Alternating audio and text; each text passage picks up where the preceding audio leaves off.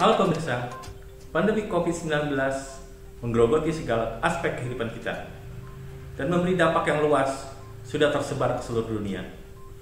Bahkan, varian virus baru pun terus bermunculan. Saat ini saya akan mewawancari seorang konten kreator dan bertanya kesibukannya di masa pandemi ini.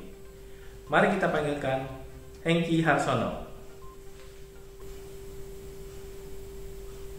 Halo, selamat datang. Kita bersalam dulu. Saya manggilnya apa nih? Mas, Akang, panggil nama aja. Oh, nama aja. Hengky, Anda kan seorang konten kreator. Saya perhatikan sepertinya Anda sudah lama tidak membuat suatu karya di channel YouTube Anda. Kenapa ya? Kalau para pemirsa dan subscriber Hengky Fotografi, salam jumpa. Memang benar, saya sudah lama tidak membuat karya yang baru dikarenakan saya sedang sakit. Sakit apa ya? Bisa Anda ceritakan? Saya mulai cerita dari awal saat saya mulai terkena sakit ini ya. Pada tanggal 24 bulan Mei 2021, sepulang dari kantor, saya kehujanan sampai basah kuyup. Tapi badan saya masih fit. Lalu saya mandi dan bersih-bersih. Keesokan harinya tanggal 25 Mei 2021, saya masuk kerja seperti biasa. Tapi di siang harinya badan saya mulai merasa meriang, demam, dan saya sedikit pusing. Saya anggap ini sakit flu biasa karena kemarin kehujanan. Lalu saya pakai jaket dan minum obat flu. Sore ini badan mulai enakan, sudah tidak meriang, tidak pusing lagi. Lalu saya pulang, tapi cuaca saat itu turun gerimis. Dan sampai di rumah, segera saya mandi pakai air hangat dan bersih-bersih. Keesokan harinya, tanggal 26 Mei 2021, kebetulan hari itu hari libur, jadi saya tidak ke kantor. Badan saya mulai meriang, suhu dicek 38,1 derajat Celcius, badan sakit di semua persendian terasa ngilu. Saya coba hubungi dokter, dan saya dapat obat dari dokter. Dokter menyarankan saya agar di swab PCR, tapi saya tidak lakukan. Karena setelah saya minum obat dari dokter, badan saya sudah mulai enakan. Tapi nggak berapa lama berselang, meriang lagi, seperti itu. Saya pikir ini sakit tulang. Dulu sakit ini pernah 2 kali menimpa saya. Yang saya rasakan demam dan sakit seluruh badan, juga rasa ngilu di semua persendian. Sakit tulang ini 3-4 hari bisa sembuh sendiri dengan minum obat dan istirahat saja di rumah. Tapi kali ini yang saya rasakan berbeda. Selama 3 hari, sakit yang saya rasakan bertambah. Dimulai tanggal 27 Mei, saya merasakan sesak nafas seperti tertekan benda berat di dada saya. Napas tersengal-sengal, mulai susah untuk berbicara. Lalu di tanggal 28 Mei, saya bertambah. Saya diare. Lalu saya Google, cari ciri-ciri COVID-19. Nah, ini yang saya temukan. Ternyata saya sudah menuju ke gejala COVID yang serius. Ada beberapa yang saya tidak rasakan, seperti mata merah, hilang indera perasa penciuman, ruam pada kulit, itu tidak saya rasakan. Ternyata berbeda-beda yang dialami oleh penderita COVID. Ada juga loh yang muntah-muntah. Apa Anda mengabaikan protokol kesehatan 3M? Oh, tentu tidak. Bahkan saya tetap menjalankan protokol kesehatan 3M. Bisa Anda lihat pada konten saya sebelumnya dengan judul 2021. Apakah Anda menganggap remeh atau menganggap pandemi COVID ini konspirasi suatu negara? Kalau menganggap COVID-19 ini suatu konspirasi negara, tentu tidak ya. Tapi kalau meremehkan, ya juga sih. Karena saya berpikir kalau saya sudah menjalankan prokes 3M, pasti tidak terkena COVID-19. Saya lanjutkan cerita saya ya. Lalu pada tanggal 29 Mei, di pagi hari kira-kira jam 4 pagi, dengan kondisi badan yang saya yang lemah dan nafas tersengal-sengal, saya mulai bilang ke istri kalau saya mau ke rumah sakit. Sebenarnya istri saya sudah menganjurkan ke rumah sakit dari awal. Cuma saya berpikir bisa sembuh dengan cukup isolasi di rumah saja. Tapi dengan isoman saja tidak bisa, karena gejala saya itu sudah parah. Selama sakit saya hampir tidak ada makanan yang bisa saya makan, semua terasa pahit. Cuma buah-buahan yang bisa saya paksakan makan.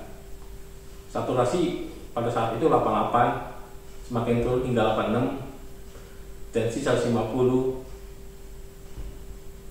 Lalu saya berbicara dengan istri, bagaimana cara saya ke RS. Kalau saya pakai mobil sewa online, takut nyebarin virusnya. Dan akhirnya saya memakai ambulan rumah sakit biar aman. Lalu istri hubungin rumah sakit IMC Sentul. Sekitar jam 8 pagi, ambulan rumah sakit datang dengan perawat memakai APD lengkap, langsung menangani saya. Saya dikasih oksigen serta dipasang kabel untuk cek jantung, tekanan darah, dan lain-lain. Sampai di rumah sakit, saya duduk di kursi roda, dan ternyata sakit saya itu semakin parah. Nafas tersengal-sengal, batuk-batuk, badan semakin lemas. Langsung saya masuk ke ruang IGD. Dengan sigap perawat rumah sakit IMC Sentul memasang alat segala macam deh di badan saya. Saya dipasangin kabel oksigen, suntik sana, suntik sini, ronsen, banyak lagi deh.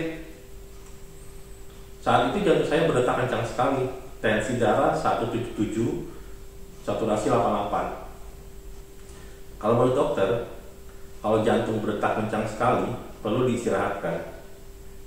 Misalkan kalau kaki pegal, cukup diistirahatkan dengan duduk selonjoran. Nah, kalau jantung diistirahatkan dengan cara tubuh saya dikasih obat agar tidur, lalu semuanya itu dijalankan dengan mesin. Sambil pengobatan tetap dijalankan, dan suatu saat setelah pengobatan selesai, baru tubuh dibangun kembali. Tapi proses pengobatan saya tidak sampai ke tahap seperti itu. Menurut Anda tertular dari siapa? Dan virus varian apa? Saya tidak tahu ya tertular dari siapa. Dimulai saat saya kehujanan dan mulai sakit flu, istri merawat saya. Dengan imun yang drop karena sakit flu, makanya virus corona mulai menyebar di seluruh tubuh saya. Semakin hari semakin parah. Untuk varian apanya saya juga kurang tahu ya. Cuma hasil swab PCR dokter bilang saya terkena COVID. Saya ingat dokter yang pertama kali menangani saya itu adalah dokter Aris. Dokter ini cepat dan tepat dalam bertindak. Tidak berapa lama semua tindakan dokter dan perawat membuat napas saya lebih teratur. Jantung normal, 76, saturasi 98, dan tensi darah 144. Sorenya saya langsung dibawa ke ruang ICU. Berikut ini hasil ronsen paru-paru saya. Tampak paru-paru sudah diliputi seperti asap putih. Selama di ruang ICU, perawat menjaga saya bergantian setiap waktu mau cek saya. Jantung, saturasi, tekanan darah, pokoknya semuanya dicek. Juga pengobatan dimulai jam 5 pagi sampai jam 10 malam. Selama di ruang ICU saya sempat BAB berdarah. Di tubuh saya ini seperti ada yang bergerak-gerak, seperti virus ini sedang mencari kelemahan saya. Di hari keempat, perut saya sakit sekali seperti tersayat-sayat. Saya minta izin ke suster untuk menelpon istri saya. Takutnya ini hari yang terakhir. Dan suster bilang, tidak Pak, Bapak ini semuanya sudah bagus, banyak perkembangan. Ayo semangat, jangan putus asa Pak. Lalu suster itu berkoordinasi sama dokter, dan kemudian saya dikasih obat. Tidak lama perut mulai berangsur tidak sakit, dan saya tertidur. Keesokan harinya, saya sempat video call dengan istri. Saya kaget, ternyata istri saya masuk rumah sakit. Dia di lantai 4, saya di lantai 3. Saya tanya kenapa masuk rumah sakit. Istri saya mulai cerita. Waktu itu istri pertama kali mengantar saya masuk rumah sakit, itu sempat di swab PCR yang hasilnya bisa diketahui dalam 4 jam, tapi hasilnya negatif. Lalu dokter mengizinkan dia pulang. 2 hari kemudian istri saya merasakan tubuhnya tidak enak. Waktu itu malam Senin, istri saya tidak bisa tidur, kira-kira jam 4 pagi baru bisa tidur, dan terbangun jam 7 pagi dengan kepala sakit dan detak jantung yang berdebar-debar kencang sekali, sehingga istri saya jadi lemas. Info teman, coba PCR ulang. Istri mengiyakan untuk PCR ulang. Lalu istri saya pesan mobil sewa online, cari yang sudah divaksinasi, jaga-jaga kalau positif COVID. Sebelum pergi istri cek saturasi dengan oximeter. Saturasi pada waktu itu 88, detak nadi 138. Di mobil yang dirasakan tuh tidak enak, tidak bisa nafas, sesak. Setelah sampai di rumah sakit IMC Sentul, istri sudah tidak kuat jalan, nafas sengal-sengal. Akhirnya minta dirawat di ruang IGD. Lalu istri di swab PCR yang hasilnya bisa diketahui dalam 4 jam. Tapi hasilnya tetap negatif. Dokter merasa tidak yakin karena istri merawat saya yang positif COVID, tapi istri tidak terpapar COVID dan meminta agar istri saya di swab ulang. Ternyata hasilnya positif dengan CT 38. Jadi istri saya sempat di swab PCR 3 kali. Berapa lama Anda di ruang ICU? Di ruang ICU saya 5 hari, mulai dari tanggal 29 Mei 2021 sampai dengan tanggal 2 Juni 2021.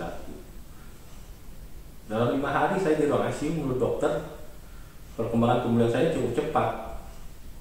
Hal ini dibantu sama doa dan perhatian dari keluarga, teman-teman semua, para tetangga yang sangat memberikan semangat buat saya untuk cepat pulih.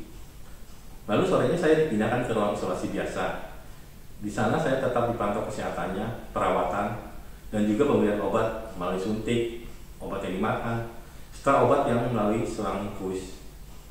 Memang benar, banyak obat yang saya minum dan disuntikan kepada saya. Tapi hal ini untuk penyembuhan saya, buktinya saya bisa sembuh.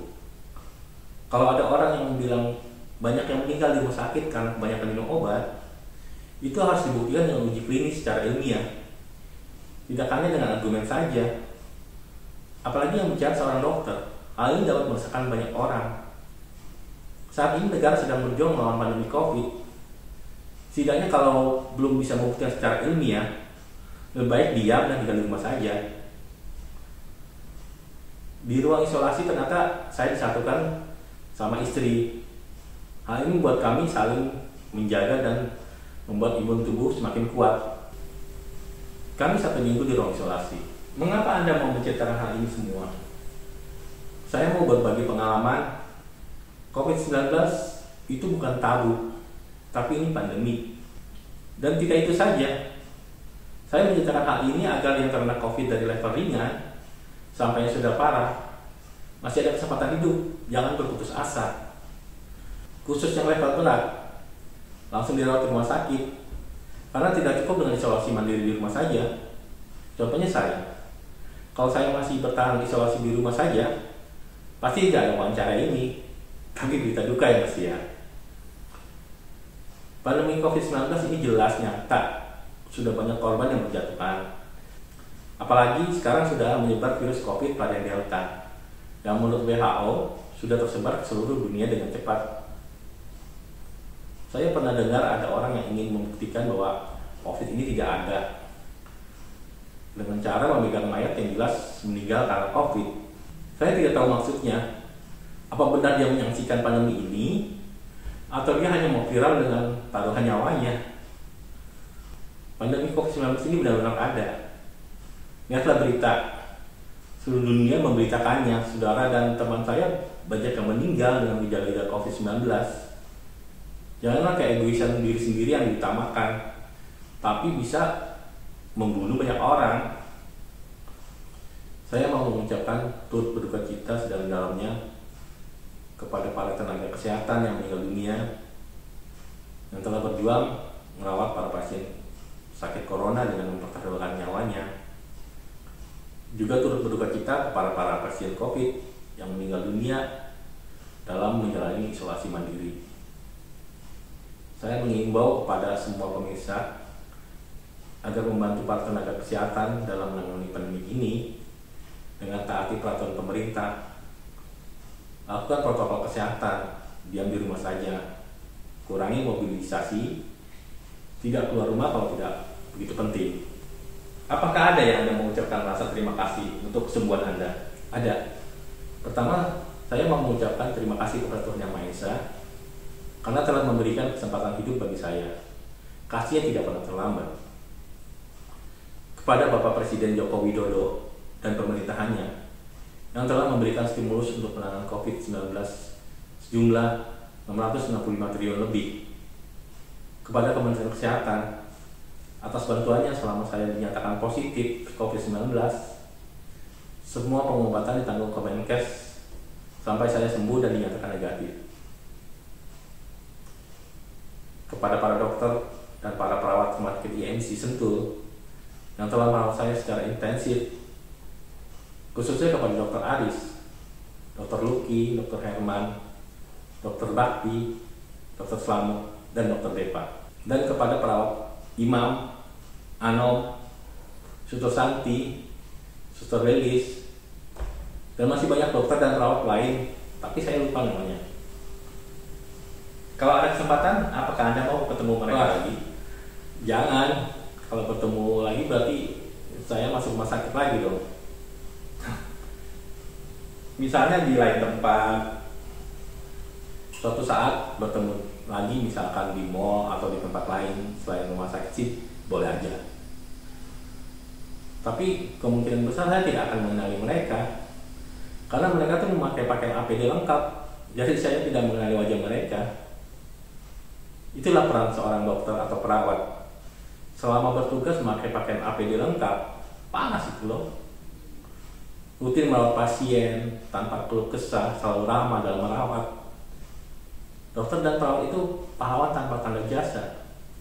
Mereka berjuang untuk kesembuhan para pasien dengan resiko yang tinggi dan bisa tertular dengan taruhan nyawanya.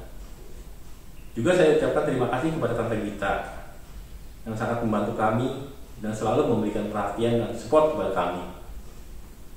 Kepada teman-teman semua, teman-teman grup WA Semansa 93, teman-teman kantor, teman-teman kuliah, teman-teman sekolah, dan para tetangga Mutiara yang selalu mendoakan dan memberikan perhatian, juga semangat agar saya tetap berjuang melawan virus corona demi kesembuhan saya. Apakah ada yang Anda mau sampaikan kepada para pemirsa dan subscriber Anda? Saya mau sampaikan kepada seluruh pemirsa dan juga para subscriber Hengki Fotografi, tetap jaga kesehatan, taati protokol kesehatan 5M. 1. Memakai masker, 2. Mencuci tangan dengan sabun dan air mengalir, 3. Menjaga jarak, 4. Menjauhi kerumunan, 5. Mengurangi mobilisasi. Prokes ini berlaku untuk semua, untuk yang terkena COVID, juga untuk yang sudah divaksinasi 1 dan vaksinasi 2. Karena virus ini masih bisa menyerang lagi walaupun Anda sudah pernah terkena COVID ataupun sudah pernah divaksinasi. Bagaimana kondisi Anda saat ini? Kondisi saya saat ini sehat, sudah bisa kerja kembali. Sebelumnya saya perlu 2 minggu untuk isoman recovery pemulihan pasca pengobatan. Karena tangan saya sakit dan bengkak bekas suntikan infus, kaki pegal, telapak kaki seperti kebakar, badan lemas, pusing dan mual kalau lihat TV atau HP. Apakah dalam waktu dekat ini Anda akan membuat konten YouTube lagi? Sudah pasti, saya akan membuat konten baru. Nah, para pemirsa dan subscriber Hengki Fotografi, itulah kesaksian Hengki yang telah sembuh dari COVID-19. Dia berbagi cerita kepada kita semua agar kita bisa terhindar dari pandemi ini. Juga bagi orang telah terkena dan sedang dirawat atau sedang isoman di rumah, terus berjuang untuk hidup, semangat, jangan putus asa. Para keluarga, teman, dan tetangga selalu memberi perhatian, support, dan doa bagi kesembuhan kalian semua. Ingat prosedur kesehatan 5M. Memakai masker, mencuci tangan dengan sabun dan air mengalir, menjaga jarak, menjauhi kerumunan, serta mengurangi mobilitas. Saya tambah 1M lagi ya, yaitu mempersiapkan diri untuk divaksinasi 1 dan divaksinasi 2.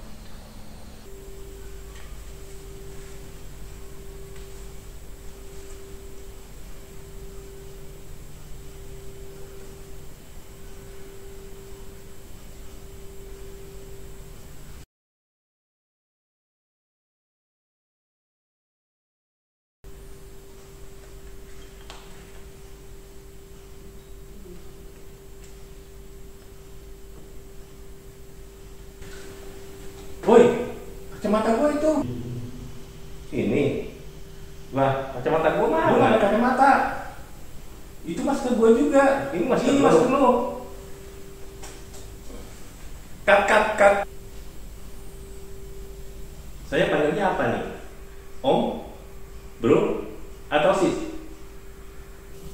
Panggil nama aja. Oh, namanya. Baik. Nama aja. Lah, tadi disuruhnya nama aja juga kali sembro. Cut.